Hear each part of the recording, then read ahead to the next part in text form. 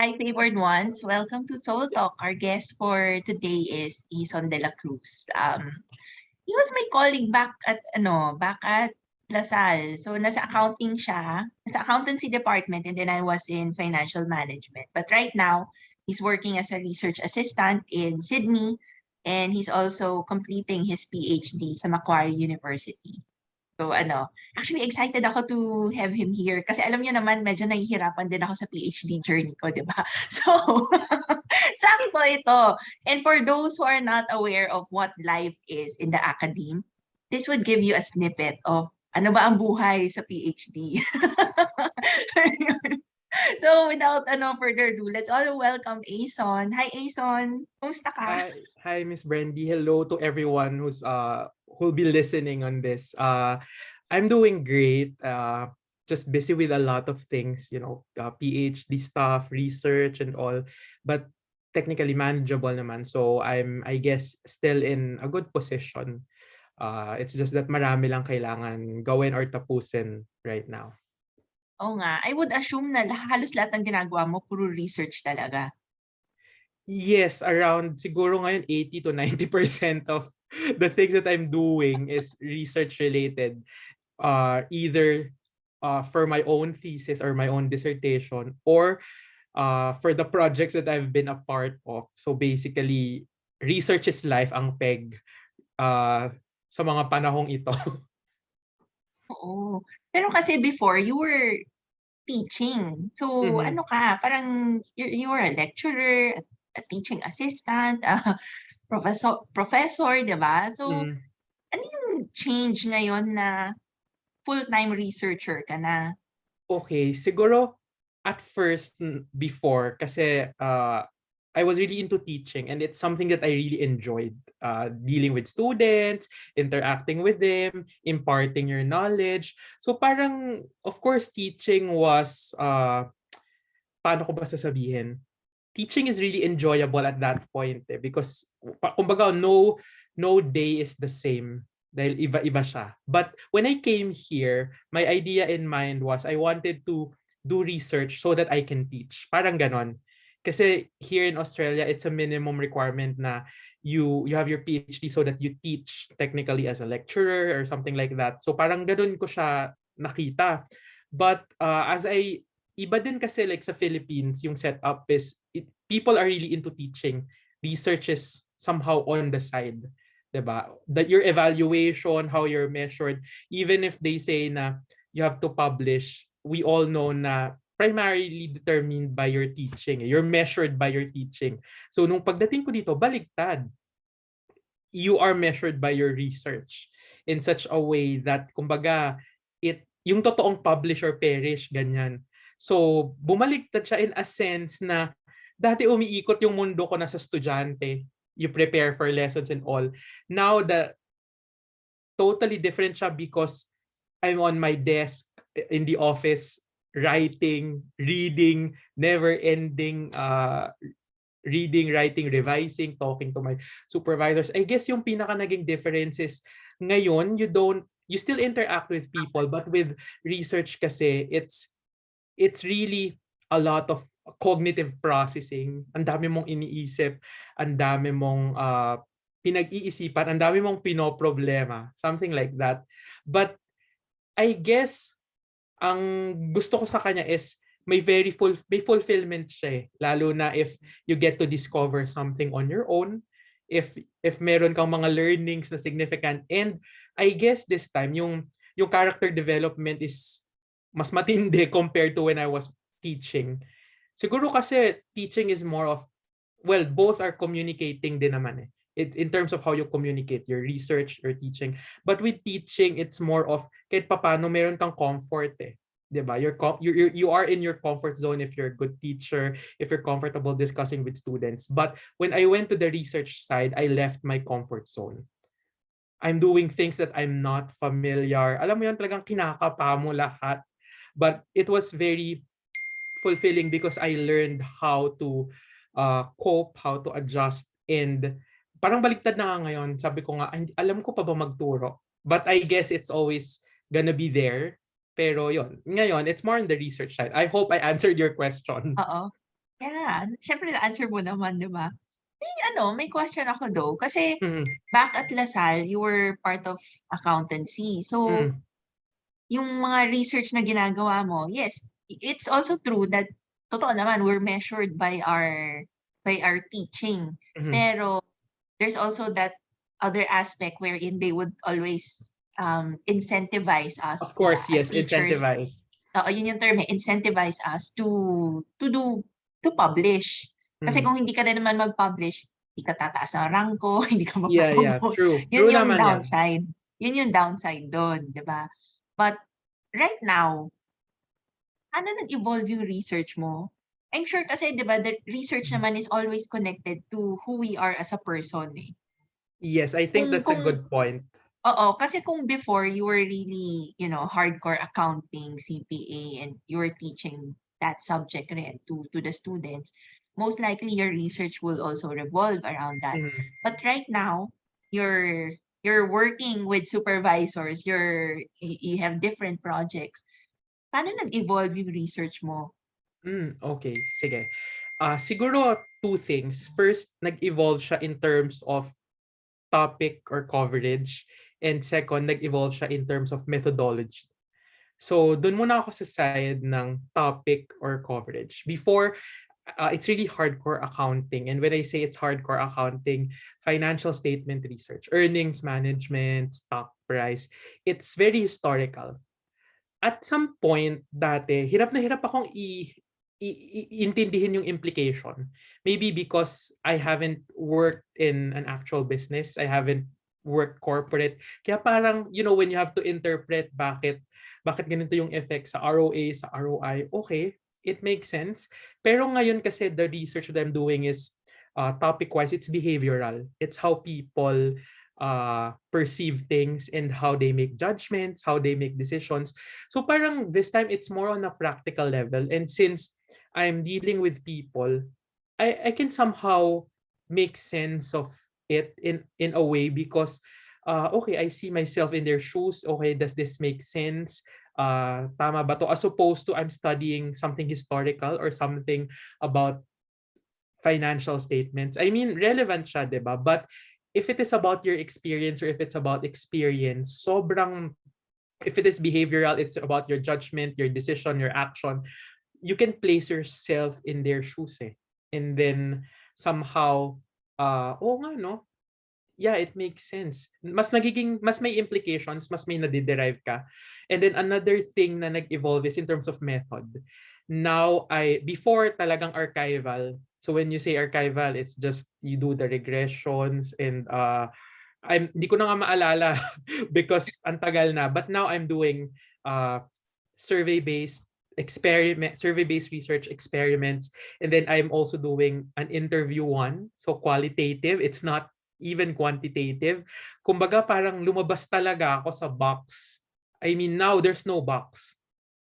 Kumbaga, explore whichever possible way you can.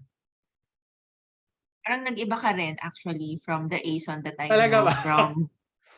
know from 5 years ago, 4 years ago. Grabe, it was that long? Oo nga. Oo. Iba na. We were together 2016, 2017, 'di ba, Yeah, yeah, mga oo gano'n? nga. Oo. So, sobrang different na. Parang during that time, you were parang fresh grad pa ata from 'di ba, yung sa Yeah, for my master in master's. Mhm. yung sa accounting. Ayun, and then now, parang mas lumawak na yung personhood mo.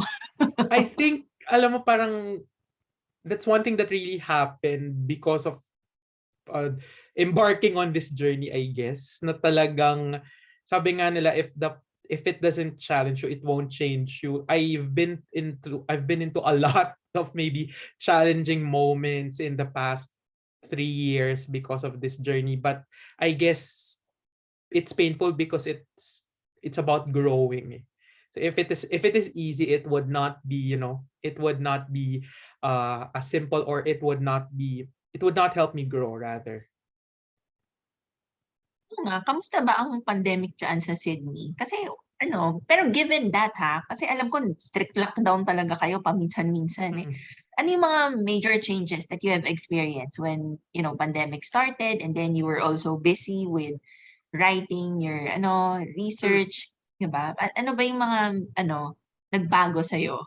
Anong nagbago? Siguro, I think, I'm trying to recall since last year. Syempre, nagbago na yung setup in a sense that you're forced to work from home. You have the boundaries between work and home gets blurred because isa siya sa ginawang training sa akin ng supervisor ko to have a routine. Work hard in the office and then when you go home, leave everything. Pero nung nag-pandemic, nawala lahat ng lines na yon. Kasi parang everyone is, trying to work from home to work at home, something like that. So Oo. parang, ano ba nagbago sa akin because of the pandemic? Siguro it's more of, ang naging mindset ko is, you'll never know when it's gonna end eh. So dapat, kung ano yung pwede mong gawin, gagawin mo na, like kahit sa research namin, 'di ba? Before the pandemic, I was able to go home to collect the data. Dahil may pandemic, of course, hindi na ako pwedeng umuwi. Pag umuwi ako, it's gonna be very hard to come back and all. And wala nang face-to-face interactions. So alam mo yun, because of the pandemic, you had to be creative. You had to make the most out of what you have.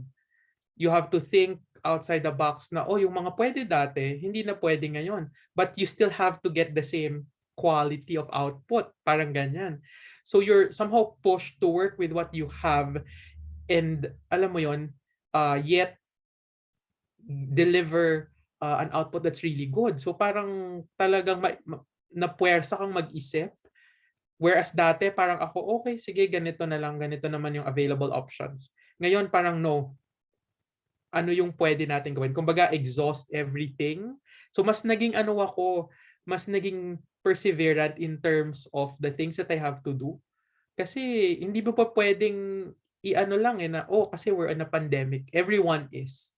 'Di ba? It's a convenient reason. It's a reality naman na we're not denying. Pero, you have to do something. And para bang nasa sayo siya eh. Parang ganun yung naging change sa akin na if you won't do anything, nothing will happen.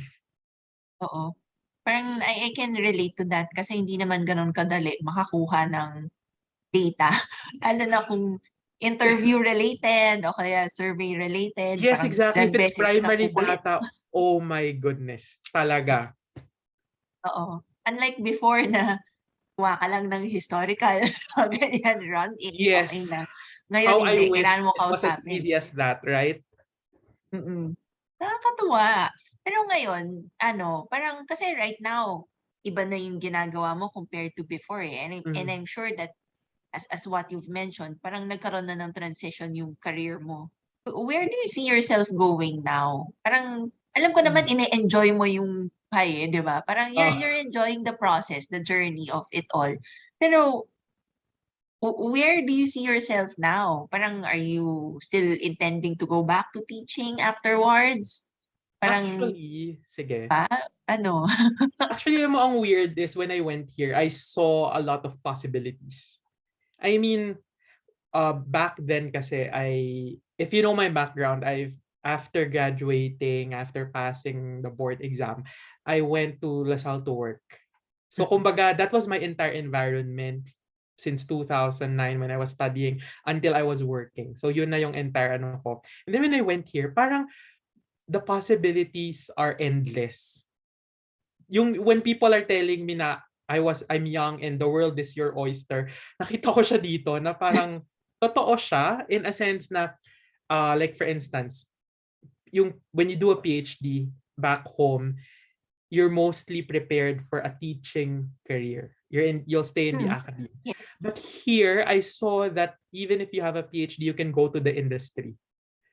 So parang ako, okay, that's interesting. For somebody who didn't go to the industry before, teka, it's making me think, parang ganyan. So isa siya sa, alam mo yun, na parang ang dami mo palang pwedeng maisip. So where do I see myself?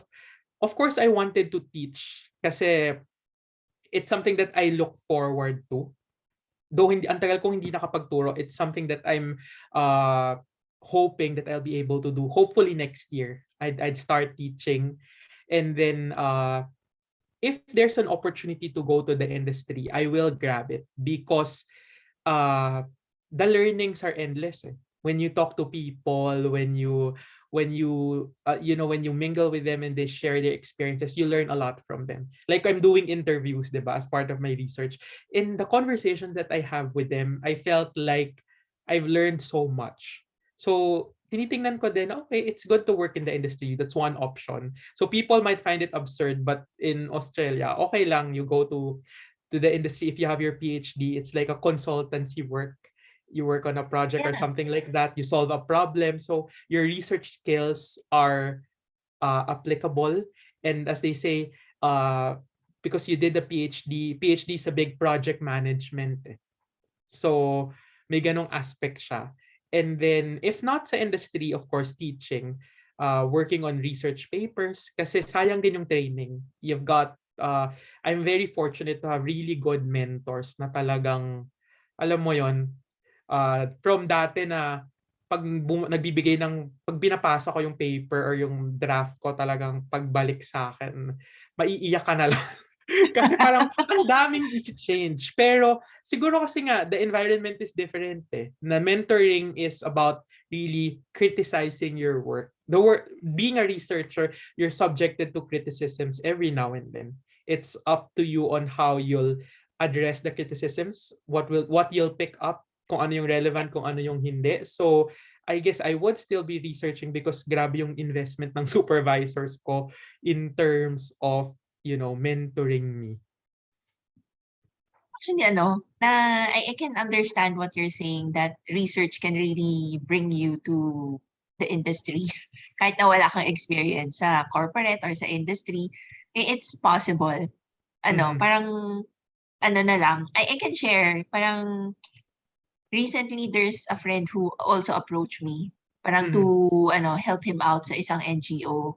And Mhm. parang naisip ko, oh, this is a good opportunity for me, not just to help, but also make use of my, research, yung mga inaral ko. Sabi True. ko, maganda ito. Kaya parang consultant ang 'Di labas ba? ko. Parang kasi hindi naman sa pero if I confine myself lang sa academe, in a way, medyo you're limiting yourself, 'di ba? So parang if there is that option, why not? Parang ganun. I'm not closing my doors. Kumbaga parang kung dati you're in a box na ito yung mold na kailangan mong i-follow, ngayon parang okay, whatever way you go, whichever way you go, it's possible. Parang ganyan. Ang galing. Siguro yung mga ibang tao na wala sa academe, hindi nila magigets how, ano yung difference ng, different methods, yung mga ganyan. Right? Totoo, Pero, totoo yan.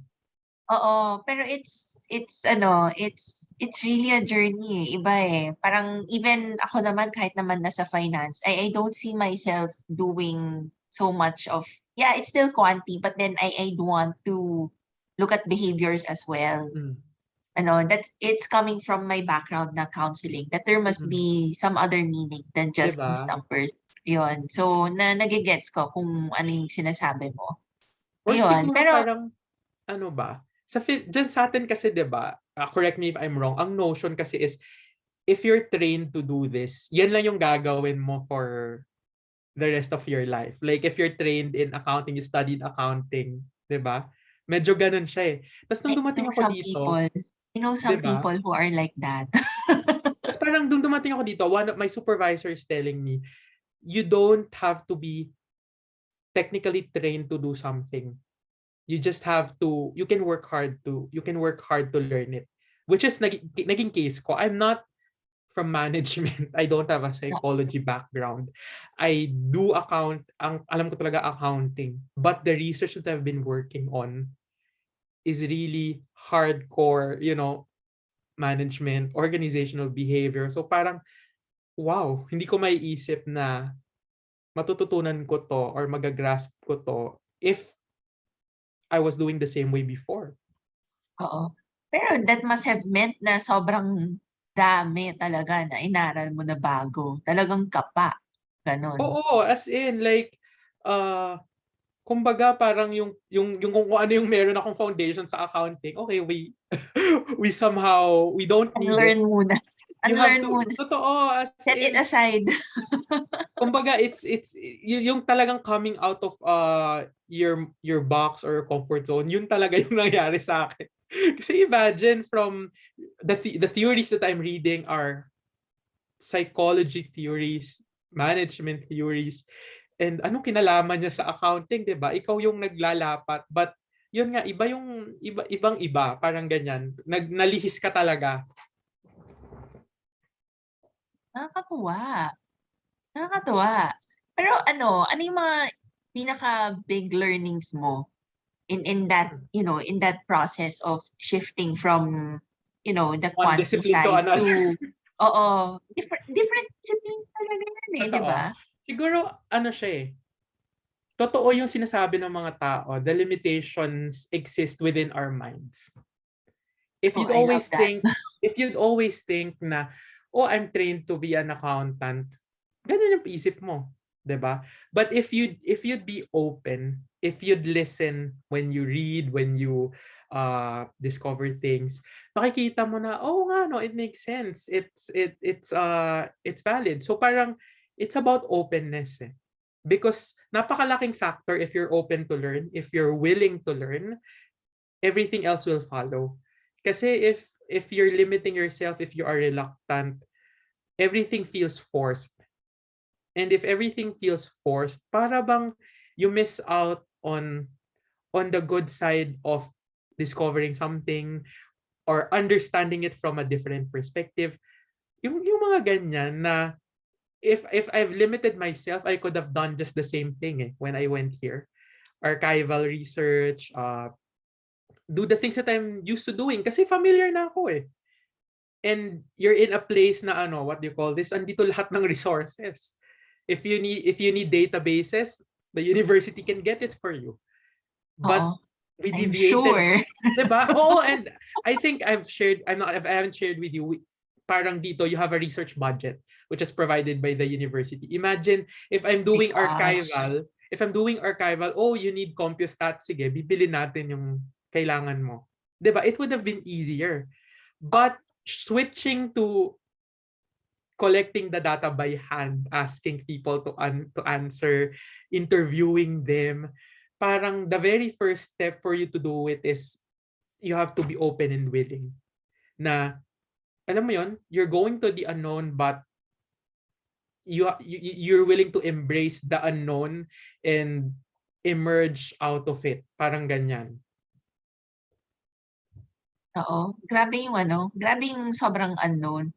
Actually, parang I can also relate to that. Kasi pag nag-start sa research, minsan you'd start with something and then through the process, ang daming naaalis, tapos nag-iiba yung True. shape, nag-iiba yung form, parang nasaan na yung original ano? Alam mo dito, Umiba. dito ko nga nakita na pabalik siya eh. Alam mo yon na, okay, when you start, you have your research question, you have the plan, Mm-mm. but it depends on what you get. Oo. 'Di ba? So parang it's an iterative process of making sense of things. So parang ganun siya eh. And in a way, talagang imo-mold yung character mo kung ganyan yung process. Kasi hindi siya linear eh. Na you start with this, you do that, you do the next, and then tapos na siya. At some points, you'll see a disconnect. Balikan mo yung nauna mong ginawa. Or take a step back, put things together, hindi nagfi-fit yung pieces, disassemble, ayusin, parang ganun. Talagang ano siya eh. I would say it na it's not something that you plan step 1, step 2, step 3, step 4, step 5. No.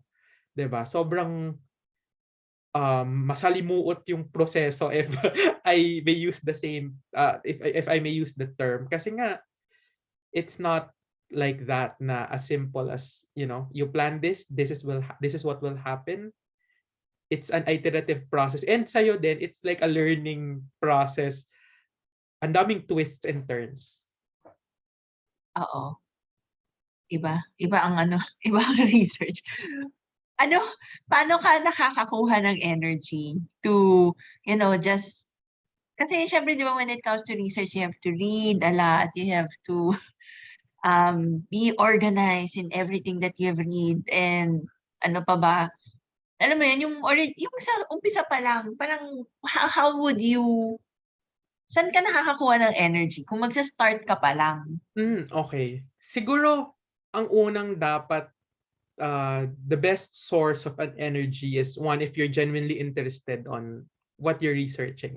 So, dapat may ganon, may genuine interest ka na, oo nga, no, you want to learn something, you want to discover something, or, yun lang, the desire for learning, I think it will give you the energy. And second, I think it's role modeling has a lot to do with it rin.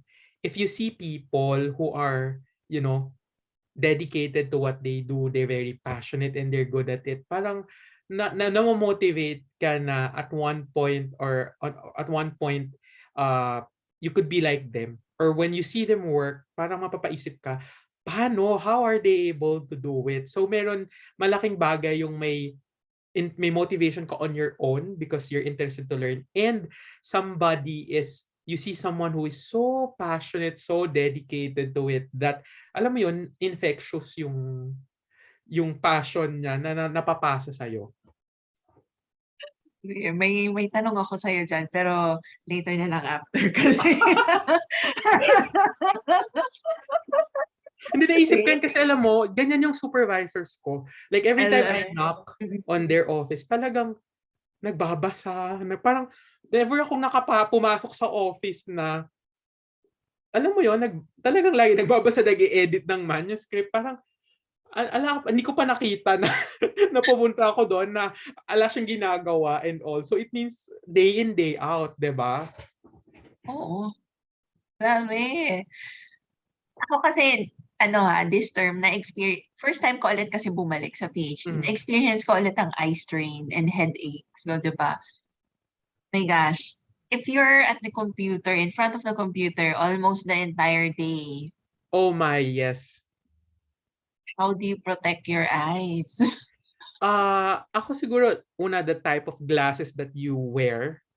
Second, meron kaming practice na after every hour, you somehow move, walk, look at something different. Nung nasa office kami, it's very helpful kasi yung office namin surrounded by greens and all. So, tumingin ka lang sa bintana, nadi-deflect yung so at least hindi ka entirely nakatutok sa computer, and meron kaming, yun nga, may mga breaks to just go for a walk para mawala yung load, and then balik ulit, sit down, and then go back to the computer again.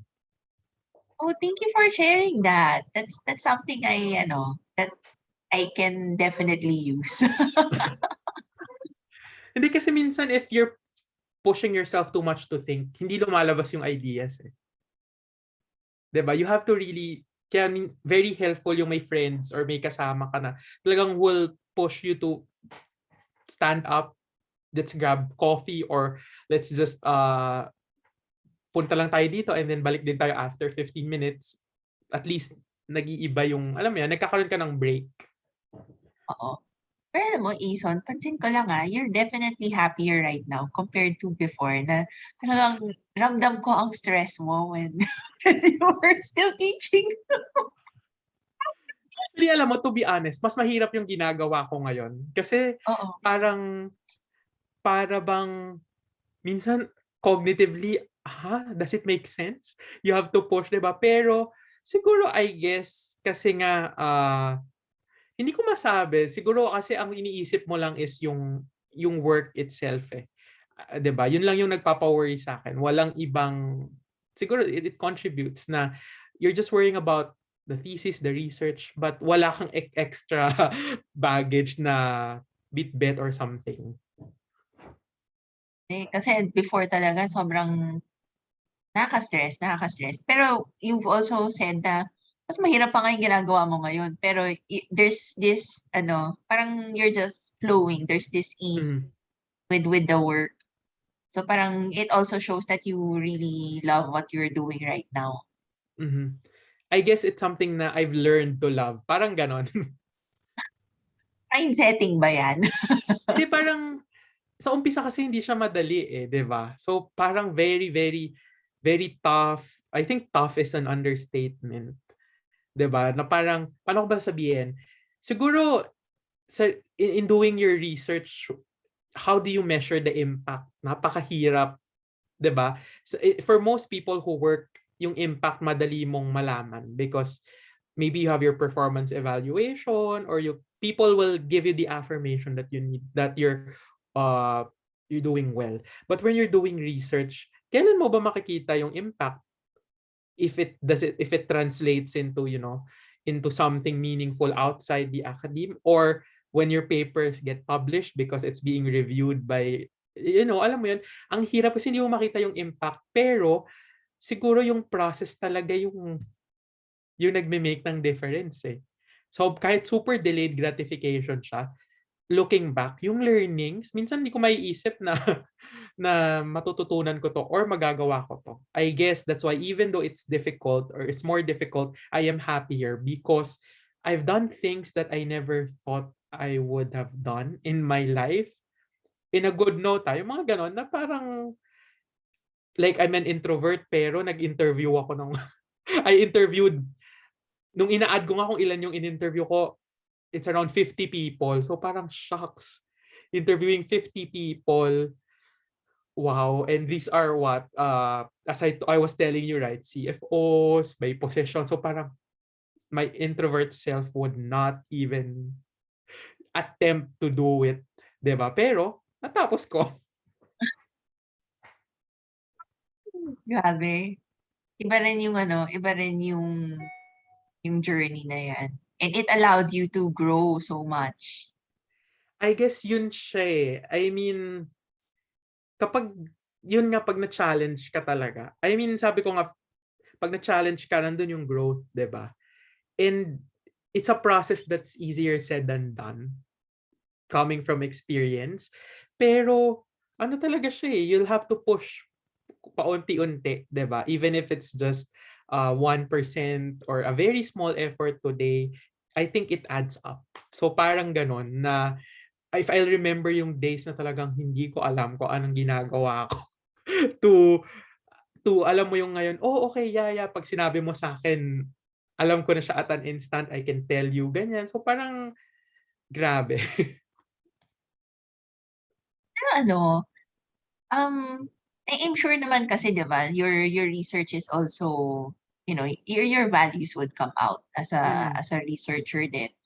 Yes, How do you definitely. remain true to yourself when you're doing research? Kasi 'di ba meron mga research na gusto ko ganito yung result, so kailangan gawin ko pa lahat para ito yung result na lumabas. Meron Mhm. mga gano'n, 'di ba? Pero as you've mentioned earlier, a research, can have a life of its own. It can, Mhm. move in different directions.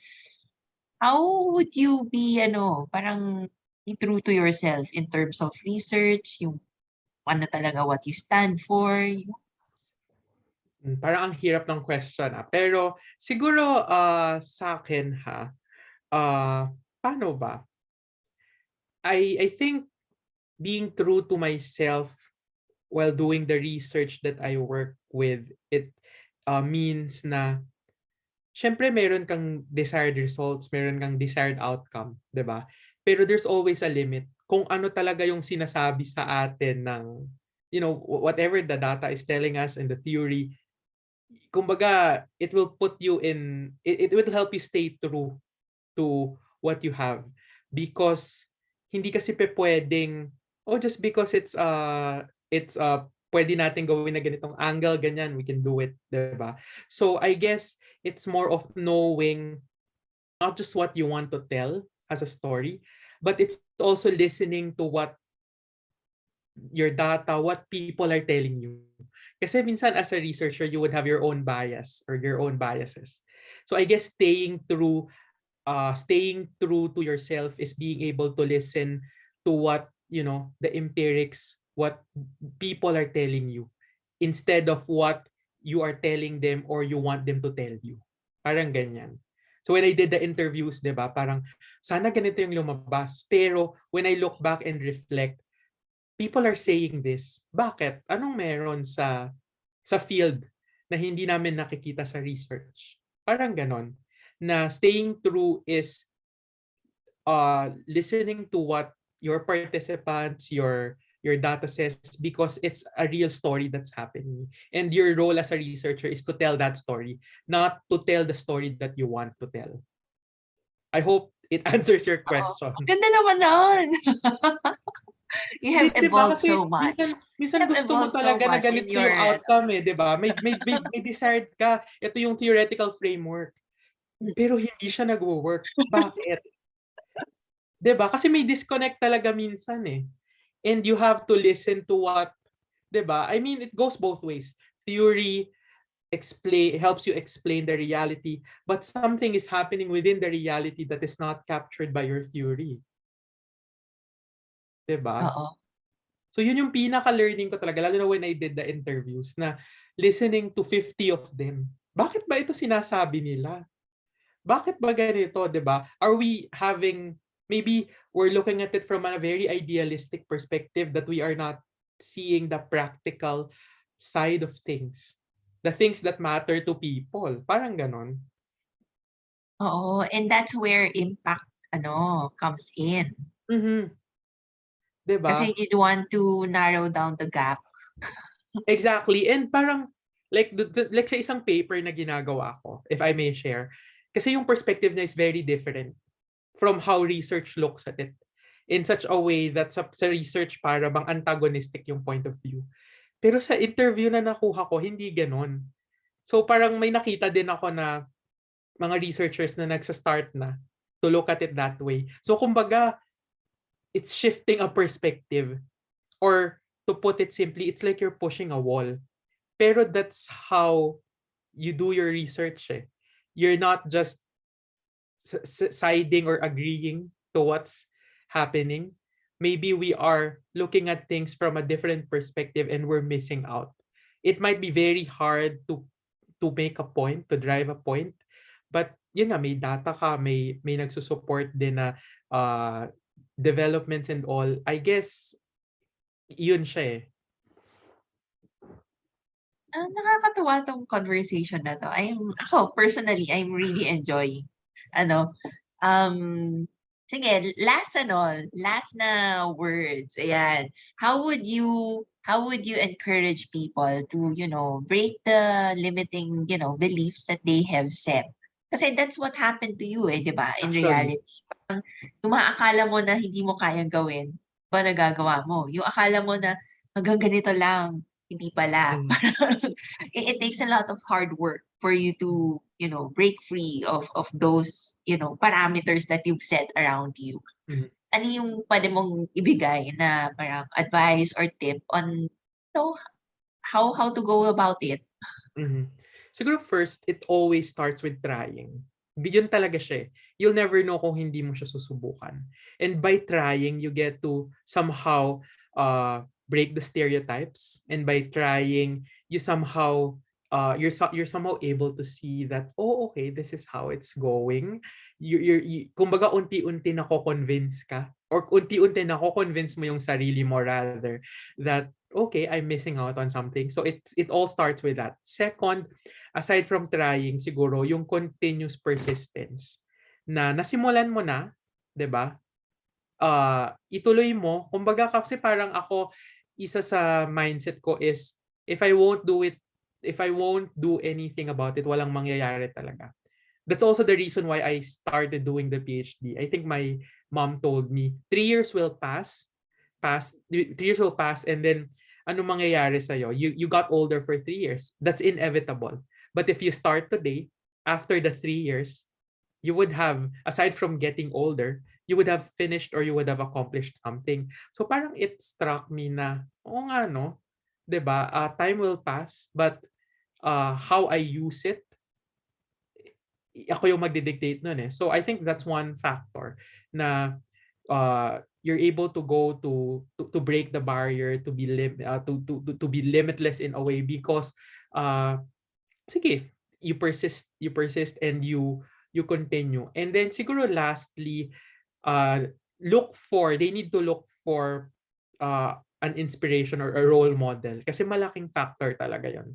If you see someone who's able to do it, para bang yung mahirap dumadali, or should I say, like in the case of my supervisor, to be honest, I'm not familiar with SEM when I started. I don't even know what it is kasi iba yung method na alam ko. Pero with my conversations with him, hindi ko na-realize na pinapagawa na pala niya to sa akin, alam mo yun, pinapagawa na niya sa akin, pero ako naman, okay, I'll do it. Hindi ko alam, ito na pala yung ginagawa ko. Mahirap to as people would say, pero he's able to convince me to do it and engage in it kahit na napakahirap ng process. So if you have a good role model, kumbaga, somehow, how do I say it? Kahit within your thinking lang or within your mind, naiisip mo na madali kahit in reality hindi. And I think it helps. It helps you get from one point to another, point A to point B, and eventually to other points so that you get to accomplish or finish something. Ang ganda. Thank you for sharing that. I hope may na-pick up ka sa mga pinagsasabi ko syempre, today. meron. But I hope that people would, if you're hearing this and parang meron talagang desire in your heart to, continue with grad studies, 'di ba? Parang Or do something that's different from maybe 'di ba, what they're trained for or what they're used to. Parang walang nasasayang eh. Everything is an opportunity to grow and to learn. Tapos ang ganda. Well, I love what you're sharing, Aeson. Thank you for sharing those things. And of course, for those who are watching this, be it the replay or those who are watching it in YouTube, I hope that you have also gained some insight in this, even if what we're discussing is, revolve around the academe life. Pero I ang guess yung life naman, talaga dyan, diba? I mean, kahit naman wala ka sa academe, you experience these situations eh, wherein you have to push, you have to persevere no matter what, or you find yourself in a different path compared to what you've originally planned or thought of. Parang ganyan. Oo. And kay Aeson, it just so happens that the platform that he's given by God so that he could serve is through PhD and research. Well, hopefully, Yun diba? yung platform na binigay sa kanya. All of us have different platforms. So, whatever that platform is, what's important is that you don't stop trying and, you Yes, don't stop exactly. learning and evolving. So I hope that everyone has learned something today. Thank you so much. I wish you all well. God bless. Thank you, Miss This Brendy. Nag-enjoy rin ako. if this topic has, touch you, or if you like this content, paki-share ang YouTube link ha. Thank you so much. God bless. Take care everyone.